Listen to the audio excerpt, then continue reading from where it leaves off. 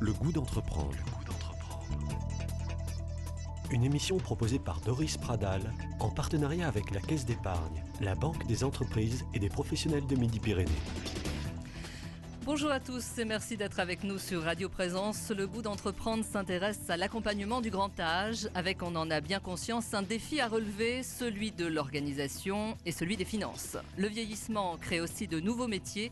Nous en parlons avec Gérard Barbier, directeur général d'Edenis, association impliquée depuis près de 30 ans auprès des personnes âgées. Elle s'occupe aujourd'hui de 1600 résidents. Gérard Barbier, bonjour. Bonjour. Merci d'être avec nous sur Radio Présence. Merci d'être notre invité. Vous êtes devenu un acteur incontournable dans l'accompagnement des personnes âgées. Oui, tout à fait. Oui, depuis près de 30 ans, Edenis, l'association Edenis accompagne les personnes âgées. Donc, nous poursuivons notre mission d'accompagnement sur nos 18 établissements en région Midi-Pyrénées. Alors concrètement, donc 18 établissements, ce sont des maisons médicalisées donc, qui accueillent des résidents. Tout à fait. C'est des établissements d'hébergement pour personnes âgées dépendantes, comme on dit, un EHPAD.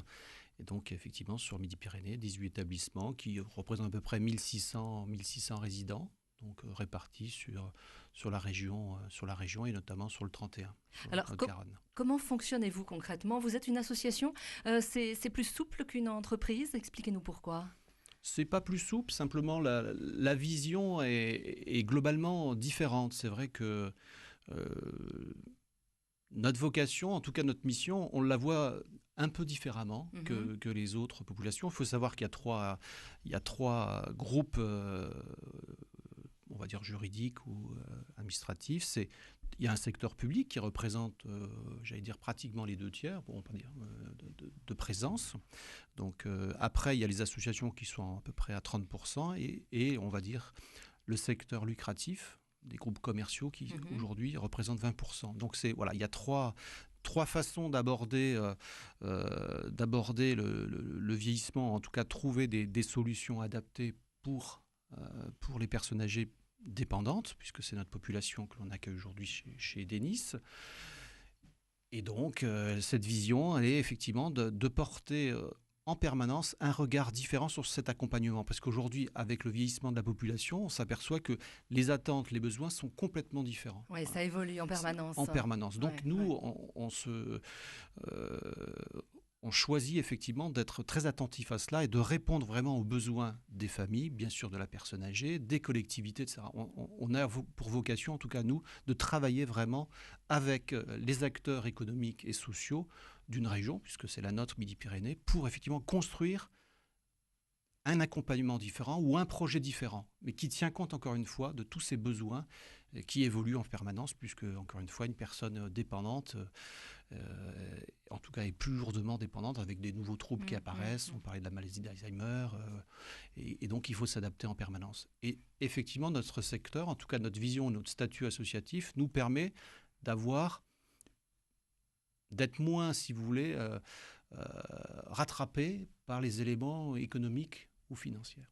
Donc ça, c'est important. Ça, c'est important. Donc notre investissement, notre mission, elle est beaucoup plus longue. Voilà, sur le long terme, c'est ça. Sur le long terme. Oui. On va revenir, si vous le voulez, sur la création de Promo Accueil.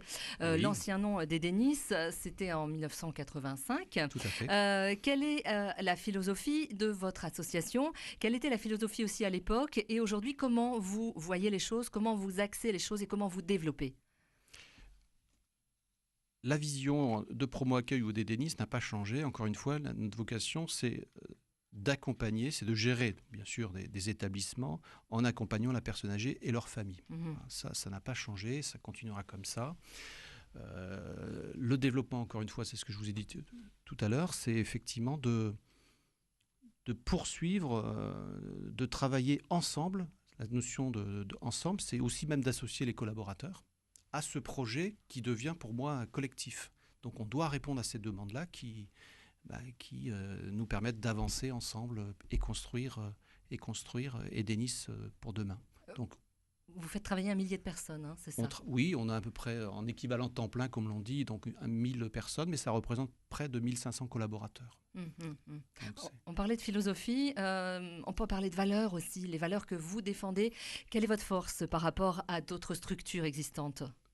Nous, on essaye de mettre en place, effectivement, on a mis en place des valeurs qui, pour nous, sont fondamentales, basées sur le respect, sur la solidarité, sur l'excellence aussi, puisque c'est un métier qui n'est pas facile, donc il faut aussi se remettre en cause en permanence, tout en intégrant la bienveillance, une certaine éthique, une façon différente d'aborder ce métier, effectivement, dans une économie qui est en pleine mutation, en pleine expansion du fait du vieillissement de la population des personnes âgées, ou de la population française. Vous êtes quel type de manager? Je suis un manager qui essaye de ne jamais oublier pourquoi Edenis, ou quelle est notre mission au quotidien. Donc encore une fois, ne jamais oublier que le résident est là, c'est notre préoccupation première. Ce n'est pas un produit. C'est pas un produit. On a besoin malgré tout effectivement d'avoir un certain chiffre d'affaires pour avoir des moyens pour continuer à développer, j'allais dire, notre projet associatif. Voilà. Et donc ça passe par effectivement de l'argent, mais ne jamais oublier qu'encore une fois, on travaille dans un secteur où il faut être très prudent parce que les personnes sont fragiles, que nous recevons, sont dépendantes, avec des pathologies de plus en plus lourdes. Et donc, il faut se mettre aussi à leur place. Et c'est pour ça que ce n'est pas, comme vous dites, un produit, mais un être humain. Voilà. Je parle de produit volontairement parce que vous avez un parcours commercial à la base, un peu atypique. Et vrai. Vous êtes arrivé dans l'accompagnement de la personne âgée, qui est un secteur quand même assez riche, on est bien d'accord, mais difficile. Vous êtes arrivé il y a peu de temps. Est-ce qu'on peut revenir aussi un petit peu sur votre parcours au départ? Donc, vous faisiez du commercial, hein? Oui, du commercial, gérer des réseaux, des sociétés, effectivement, sur divers secteurs d'activité. Le secteur de la santé ou du médico-social, encore une fois, m'intéresse parce que le produit, on reprend le terme, est complètement différent. Où là, effectivement, toutes les valeurs qu'un manager pourrait avoir, en tout cas que mes propres valeurs, c'est d'apporter à l'autre. C'est de construire une relation de travail avec des collaborateurs qui ont une mission qui, pour moi, est noble. Et voilà. Et c'est pour ça que ce secteur d'activité, encore une fois, qui se structure de belle façon, mais pour moi, en écartant ou en oubliant par moment qu'il y a un être humain qui est en fin de vie, et nos aînés finalement, on sera aussi demain, nous, des vieilles personnes, et ces vieilles personnes sont respectables, ont une vie, il ne faut jamais oublier cela. Encore une fois, c'est pour ça que cette notion que vous disiez tout à l'heure de produit n'est pas adaptée, bien sûr. Mais pour moi, c'est essentiel en tant que manager d'apporter à ces aînés une place digne jusqu'au bout de leur vie. Voilà. Et Edenis le fait. Gérard Barbier, j'espère, essaye de véhiculer ce message en permanence auprès de nos personnels qui aussi font énormément de belles choses. On va y revenir, on va parler de l'aspect formation également qui est capital chez vous. Mais vous, en tant qu'homme, ce qui nous intéresse aussi, c'est de savoir pourquoi et comment vous êtes passé d'un secteur à un autre, d'un secteur très business, très commercial, où il fallait faire une croissance à 2 chiffres, etc. Oui, dans des groupes cotés, effectivement. Voilà, et là, aujourd'hui, vous vous retrouvez à gérer de l'humain, à accompagner à la fois des familles qui sont souvent dans la détresse, et également des personnes âgées. Est-ce que vous, sur un plan plus personnel, ça a changé quelque chose dans votre vie ? Ça vous a apporté quelque chose? Oui, ça m'apporte toujours quelque chose. Je crois qu'avec mon expérience, c'est vrai que la vie passe relativement vite parce que j'ai eu la chance de rentrer dans des belles sociétés, dans des beaux groupes avec des missions très très intéressantes. Donc on oublie beaucoup de choses. On a envie de se prouver. Vous étiez un peu sous pression, en fait. Oui, mais sous pression, mais en même temps, je le faisais avec passion, avec envie. Mais c'est vrai que cette envie et cette passion peut être altérée par, effectivement, des remises en question, d'organisation, remise en question pour des raisons économiques. On oublie nos valeurs, on oublie nos gènes, on oublie pourquoi on est là. Et ça, effectivement, ça m'a déçu. Et je me suis dit, Gérard, il faut que tu fasses autre chose dans ta vie, de plus honorable, de plus impliquant, etc. Plutôt que de faire comme on le fait tous les jours, faire son métier, encore une fois, avec envie, mais sans réel but, sans finalité, encore une fois, noble, je dirais ça comme ça, je le qualifie comme Donner ça. du sens Donner à du sens à sa vie, à son métier, et puis apporter aussi sa vision, puisque j'aime bien aussi travailler sur le futur, travailler sur